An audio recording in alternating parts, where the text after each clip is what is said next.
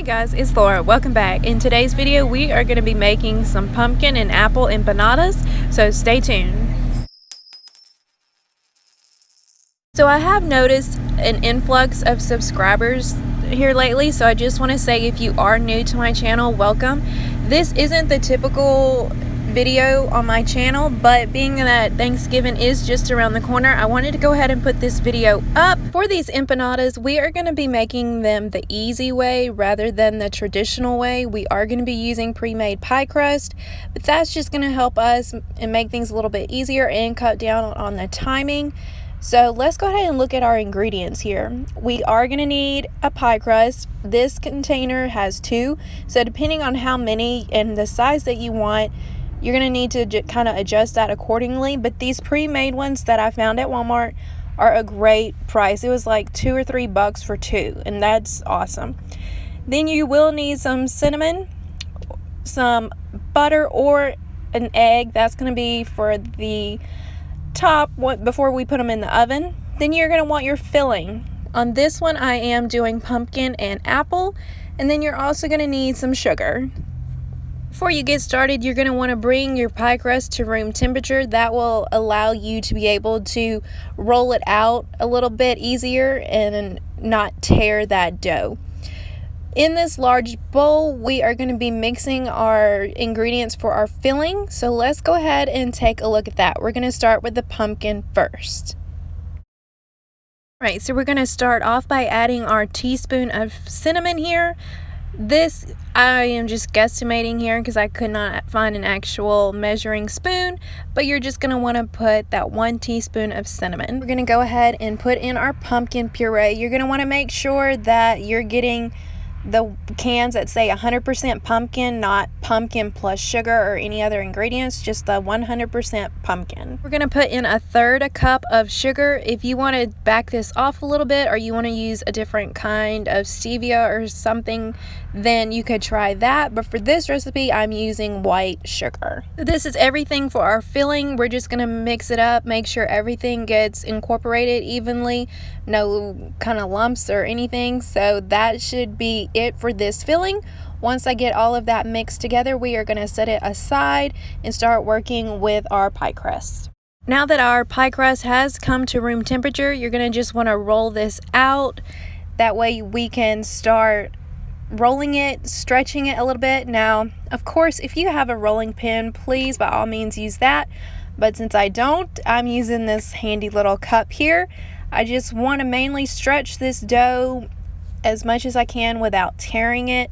So just take your time, be gentle with it, and just stretch it out. Once you have your dough stretched to the thickness that you want, we're going to go ahead and start cutting the circles in these. Again, if you have like a biscuit cutter or some kind of cookie cutter, I'm just going to be using the opening of this glass. Another thing is you want to make sure that your cookie cutter, your biscuit cutter, whatever it is you're using to make your circles, is going to be at least 4 inches in diameter or bigger. This one here was only 3 inches and they came out rather small, and you really can't put that much filling in them. So again, depending on what kind and how many you're wanting to make, just pay attention to the diameter of your cutter. Don't worry about the excess dough. We're not going to throw that away. We're actually going to roll it up, roll it out again, and use it as well. But for right now, I'm going to go ahead and remove it from our circles here and go ahead and start putting the filling. Now, one thing I didn't do here, but I will do in the future, is go ahead and put your cinnamon or brown sugar or your cinnamon and sugar, whatever you want, right here before you put your filling. That way it will go ahead and bake into this dough. And depending on the size of your cutouts will determine how much filling you're going to put in. As you will see here, I've actually put too much in these, and when you go to fold them over, this will start to pop out, so you really don't want to put very much, and that is another reason you want the larger diameter on your cutter. So once you have your filling in, you're going to want to just fold this over and then pinch those edges down with a fork. It's going to seal those edges and give it that nice little decoration on the edges. And then once we have all of that done on each one of these, we will go ahead and get them in the oven. Now, if you have a cookie sheet with some parchment paper, that will work as well, but I just have this stone sheet from Pampered Chef, so that is what I'm going to do here. I am just going to layer these on until I have all of them on there, and then we will put them in the oven. Almost forgot, but before we put these in the oven, we are going to put a little bit of butter on here.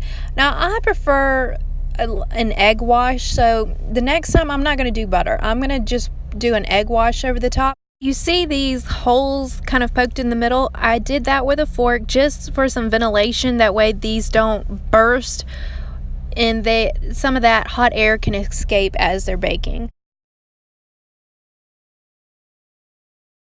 Alright, now these are ready to go in the oven. I have preheated the oven at 350, so we are going to go ahead and pop these in there and set the timer for 20 minutes. This is the finished product. Now y'all don't mind our Christmas platter here. This is all I could find at the time.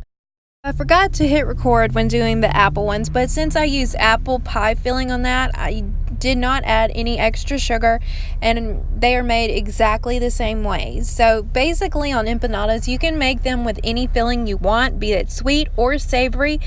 But for the holidays, I figured I would do sweet, so that is why I went with pumpkin and apple. Let me know if you try these, guys, if you make any adjustments that made them taste better or made them easier to make. And leave a comment. Be sure and like, subscribe, and I will see you in the next video. Bye.